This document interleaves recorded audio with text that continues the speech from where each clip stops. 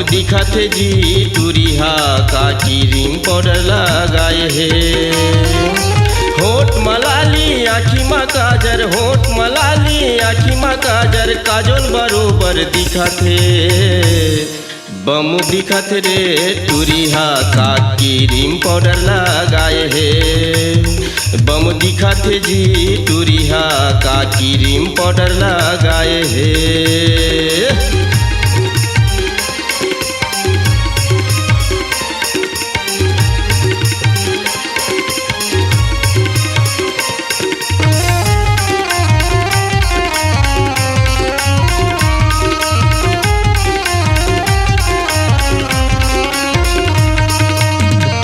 चश्मा लगाए है, जीन्स टॉप पहिरे है, पिक्चर बनावत है तैसे हीरोइन कस टूरिहा बम दिखत है।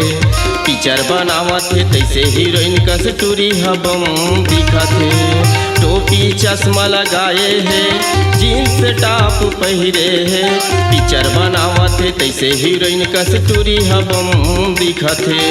पिक्चर बनावत है तैसे हीरोइन कस टूरिहा बम दिखत है। बाल खुल्ला आँखी में चश्मा, बाल खुल्ला आँखी में चश्मा, करीना बरोबर दिखत है।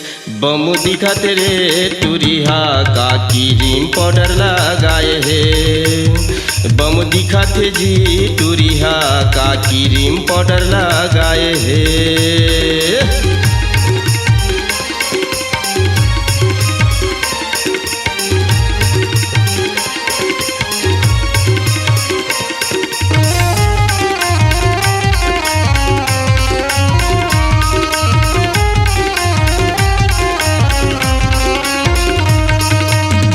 हवरे तगड़ा काहे कई देवे ताहे झगड़ा, मोर कॉलेज के टूरी होतीस ता नहीं कछु लफड़ा।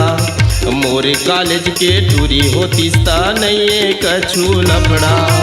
माल हवरे तगड़ा काहे कई देवे ताहे झगड़ा, मोर कॉलेज के टूरी होतीस ता नहीं कछु लफड़ा।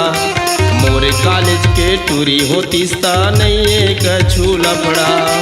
जीन्स टॉप माए टूरिहा, जीन्स टॉप माए टूरी, करिश्मा बरोबर दिखत है।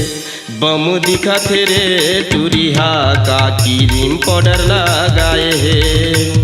बम दिखत जी टूरिहा का क्रीम पाउडर लगाए है।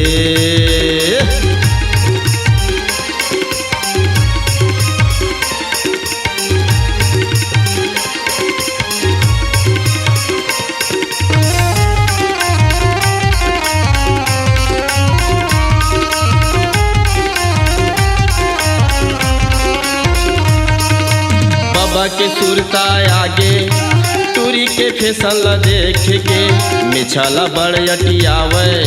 टूरी के फैशन ला देख के, मिछाला बड़ अटियावे।